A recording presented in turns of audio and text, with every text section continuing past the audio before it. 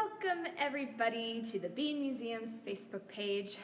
My name is Marin and I'm going to be doing discovery reading with you guys today. Yay!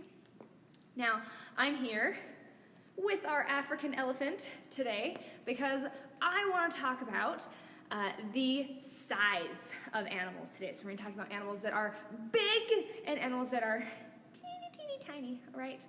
So I'm standing here by the African elephant because the African elephant is the largest land animal in all of the world. The only thing that's larger than that is in the ocean. So we don't have any other land animals that are as big as the African elephant here. But the African elephant starts out super small, just like we all do.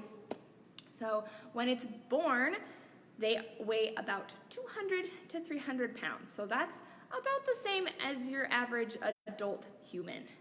And then they grow to be huge, just for a little perspective. Look how big this elephant is!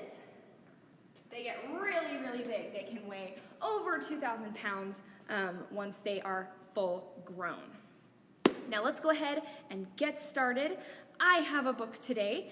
It is called Life. And we're going to read it.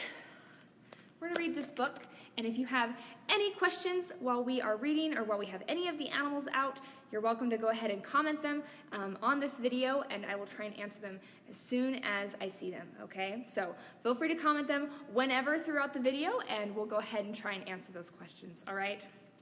So we're going to start out with this book. It is called Life by Cynthia Rylant and Brendan Wenzel. And we are reading this with permission from Simon & Schuster. And I really like this book. It has a lot of animals in it, big and small, and it's got a really nice message. So let's go ahead and get started. Got the night sky there. Oh, and a little tiny critter. Does anyone know what animal that is? Comment below if you know what animal that is right there. We'll probably see him in the book. Life begins small, little tiny plant. Even for elephants. Then it grows. Beneath the sun and the moon. Life grows. Ask any animal on earth, what do you love about life? You guys see all the animals on this page? Let's take a quick look and see what we've got here. We've got a giraffe, we've got some kind of elk, we've got a baboon right there, a rhino, a yak.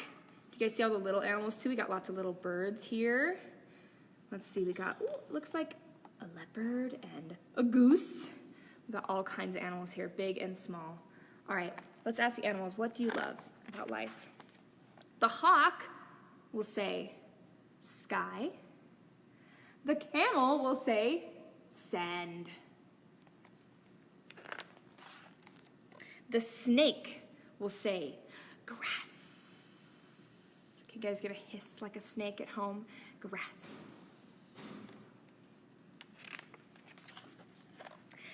The turtle will remain quiet. It has seen so much in its 100 years, but the turtle loves life. How could it not, with so much rain on its back? Look at that happy little turtle there. So cute. Life is not always easy. You guys see the little bird here? And what is he caught in? Oh no, he's caught in a big storm. It's probably not easy to fly through a big storm like that, especially when you're such a little bird. There will probably be a stretch of wilderness now and then. How big is that bird compared to all of this? He's so little. But wilderness eventually ends. And there's always a new road to take. Can you see other animals in here? We got some big and small animals. Remember this. In every corner of the world, there is something to love. And something to protect. Got some endangered animals here. We've got a gorilla and a polar bear. And if one day it seems nothing beautiful will ever come your way again, trust the rabbit in the field and the deer who crosses your path. Trust the wolf and the wild geese who find their way back home.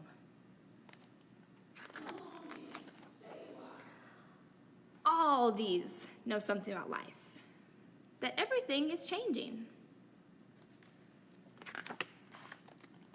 And it is worth waking up in the morning to see what might happen. Do you guys see here, we've got some big whales. I think these are supposed to be sperm whales right here. And then we've got a little tiny seal. Because life begins small and it grows. All right, the end, guys. There's some pretty illustrations here. Oh, got some big cats in there, and then the night sky again. All right, that was our first book. Again, it was called Life by Cynthia Rylant and Brendan Wenzel. And it had lots of different animals in it, and it showed that animals are big, like the elephant, and like the whales that were in there. Those are huge, big animals. And life can be really, really small. So we had things like plants, little tiny plants, and then we had some, like the little tiny salamander at the beginning of the book. Did you guys see him when I pointed him out? So we had lots of different animals like that. So some animals are really, really big, some are really small, and they all start out really, really little, smaller than when they're this big. They never come out quite that big at the beginning, but they're always a lot smaller. So I brought an animal with me today for you guys to look at. Let me grab her really quick. Come here, sweetheart. Come here. All right, guys. Everybody, this is Belle, the Chilean rose-haired tarantula. Now, have you guys ever seen a spider before? I bet you have, probably in your house or in your yard or anything like that. But have you ever seen a spider this big before? Now, spiders are pretty cool because they can be really, really little, like I said, or they can come in really big sizes like this tarantula. This isn't even the biggest tarantula. There she is, a nice close-up shot. This isn't even the biggest tarantula in the world. The biggest tarantula is the Goliath bird-eating spider. And those guys can get as big as a dinner plate. So, oh, sorry, Belle. She got caught on my sleeve a little bit. So these little guys are a lot smaller than those other ones. Let me show you her back right here. You can see how it's pink right here on her back. It's called her thorax. And that's where she gets her name, the Chilean rose-haired tarantulas, because she's got these pretty pink hairs all over her. And that's why we named her Belle, too, is because she is so beautiful, like the Princess Belle. Now go ahead, guys, and comment down below any questions you have about my friend Belle here, okay? There she is. Or any questions that you have about spiders or anything. I'm going to give you a few more facts about Belle. I know some people get a little nervous around spiders, and that's totally okay, but you know what? Spiders get a little nervous around us. So if you have arachnophobia, just know that spiders also have people phobia. And if Belle here can get over her phobia and walk around on my hand, then you can get over your arachnophobia too, with a little bit of courage and work. Now, Belle here, people might worry that she might be the kind of spider that bites. I'm sure you guys have maybe gotten bit by a spider before. Maybe when you're asleep, you might have noticed that you get like a little tiny spider bite or a little bug bite. And she does have fangs. They're kind of hard to see. They're underneath here. And they're kind of hard to see, but she doesn't really use them to defend herself. Because can you imagine if you were something this big and you were trying to scare off something this big? Do you think it would really work to get up really, really close and bite them with your mouth? Probably not. So instead, these little guys, you can see her body's covered in little tiny hairs. She uses her back legs, these ones right here, and she rubs them against her abdomen right there, and she throws hairs off her body. And that makes it so the hairs go flying off into the face of whatever is trying to eat her or whatever is scaring her, and then it's really, really itchy, and it gets in their eyes and gets in their mouth, and it can be really irritating. And then the spider runs away. So that's how they protect themselves. Now I have a question here from Cameron asking, how fast can tarantulas run? That's a really good question. These guys are more like sprinters than marathon runners. So they can walk for a really long time. They can go a really long distance comparative to their body size. So it wouldn't be very far for us necessarily, but when you're this little and your footsteps are just little tiny footsteps, that's as far as she can go. So they can't go super fast. They can sprint ahead for maybe like a couple of inches really, really quickly. So they can do that really fast. But like I said, they're more sprinters than anything else. Now we're going to give a little wave goodbye to my friend Belle. Okay, guys, so can you give a little wave? Say bye, Belle. And we're going to go ahead and read another book. So let's put Belle back in her container. Here you. You guys get a nice view of the African elephant while I get her into her box. Good girl. There we go. Okay. Sometimes it can be a little tricky to get them to come off of our hand or off of whatever they're standing on because their feet have tiny little hooks, and those will help them to climb onto things. It helps them to grab onto their webs. It helps them to grab onto a tree or onto my hand, and it keeps them from falling off of things. But it also means that sometimes she can get a little stuck. So it took me a second to get her back in her box. Now we're going to read another book, guys. This is kind of a silly book. It's called The Odd Egg by Emily Gravett. And we are reading this, again, with permission from Simon & Schuster. So this right here, we're going to talk about the different sizes of the eggs and the animals that come out of them. So we got to start here, a duck on the front. And do you think this right here, do you think it's a duck egg? Only one way to find out. Let's open up and see. All right. The odd egg.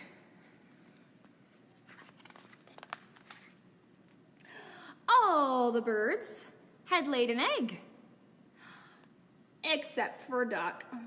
What birds do we have here? Let's see. We've got ourselves a little tiny robin, and a chicken, and a gray parrot, and an owl, and a flamingo. Oh my goodness, such a big bird.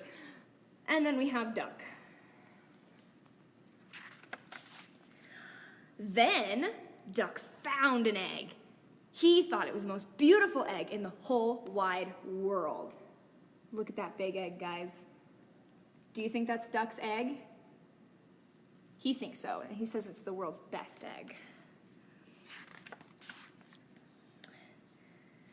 But the other birds did not. They're saying things like, "That egg is odd. Not pretty. It'll never hatch." So let's see what happens with this egg. Then, creak, crack. Tweet, tweet, tweet, tweet, tweet, tweet, tweet, tweet. Creak, crack. Cheep, cheep, cheep, cheep, cheep, cheep, cheep. What do we have right here, guys? It's a chick. All right, let's see what's in the next egg. Creak, crack. Tweet, minus 2 times 2 equals 4 divided by 39 minus 8 times 26 times 6 times 6. We've got ourselves our little baby owl. Creak, crack. We've got our baby parrot. I'm a pretty boy. Let's see what's in this big egg. Creak, crack, honk, honk. Oh, little baby flamingo. Now, all those babies were a lot smaller than their parents. So let's see what's inside duck's egg. All the eggs hatched. Oh, except for duck's. Duck waited for his egg to hatch. He waited and waited and waited. You can see he's knitting little booties for his baby and a little scarf. Until, oh no, creak, crack, snap. Is that a duck, guys? That's no duck I've ever seen. Oh my gosh, it's an alligator. Oh my goodness. But you know what? Duck's happy all the same. Can see. Mama. We have Duck and the alligator wearing the little booties and the scarf that she made him. All right. The end. All right, guys, so that was The Odd Egg by Emily Gravett. And yeah, this one was a little bit unusual, wasn't it? A little bit odd. We got to see lots of different animals come out of the eggs in lots of different sizes. All right, guys, I have one last animal that I am going to show you, all right, and then we're going to be on our way. I have brought with me an animal who is actually pretty big for who she is, okay? So get ready to say hello to my friend Monty.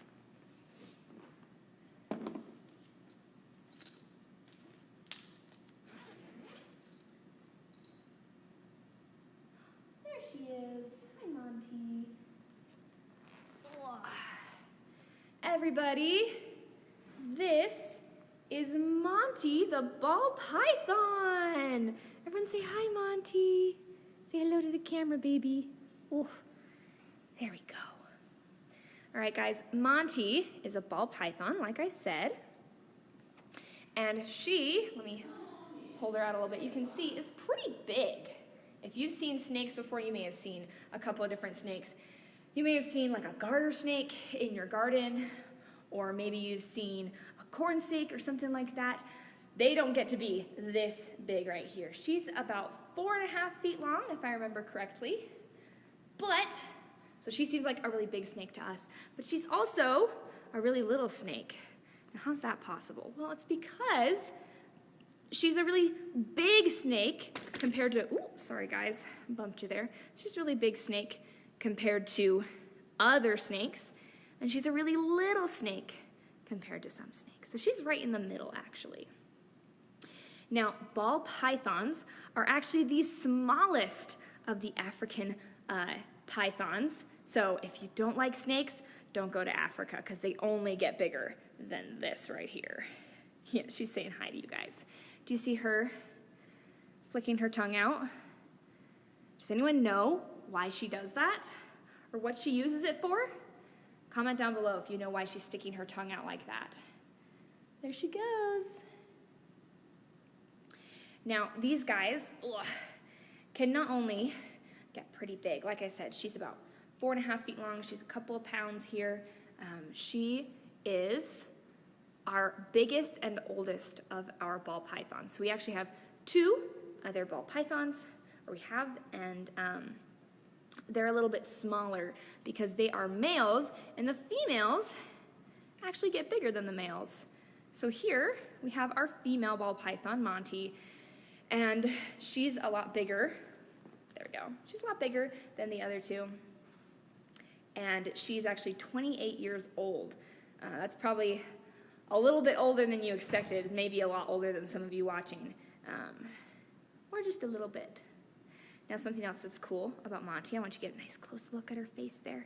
Do you see those little pink dots on her nose? Those are little pits in her face that help her to sense heat. So, she eats things like mice, or in the wild, she might eat things like birds or other snakes, whatever she can find. And those little pits in her face help her to sense the heat of those animals, because her eyesight is okay. It's not awesome, but it's okay. But even if she's looking around at night, can you see things very well at night? Not usually, no. So she uses heat to tell where they are. Now, she also needs to find heat really easily because she is ectothermic. It's kind of a big word. If you want to say it again with me, you can. It's called ectothermic. And that means that they heat themselves from the outside. You might have heard it termed cold-blooded before. Now that means that she needs to find a heat source to keep herself warm. Do we need to do that to keep ourselves warm? Do we have to lay out in the sun every single morning so that we can move our muscles? No, we, as humans and as mammals, are what's called endothermic. So can you guys say that one with me too? It's endothermic. So those little heat-seeking pits in her face, those can also be really helpful to find a nice warm spot to bask in and to enjoy and stay warm, huh, sweetie? All right. If you guys have any questions about my friend Monty or about any of the other animals we talked about or about any of the books that we read, go ahead and comment them on this video. We're going to give a goodbye hiss to my friend Monty. Can you give her a little hiss? Goodbye. Hiss. Bye, Monty. Bye-bye. All right. There we go. All right, guys. That is all that we have today for Discovery Reading. Thank you guys so much for tuning in. Had a really great time reading some books with you and talking about animals big and little. All right, so go ahead, like I said, comment any questions that you have down below and tune in tomorrow for our Life Science Live discussion. All right, and let's give a nice goodbye wave to the elephant here. Can you say, bye, elephant? Bye. We'll see you guys tomorrow and next week. Bye, guys.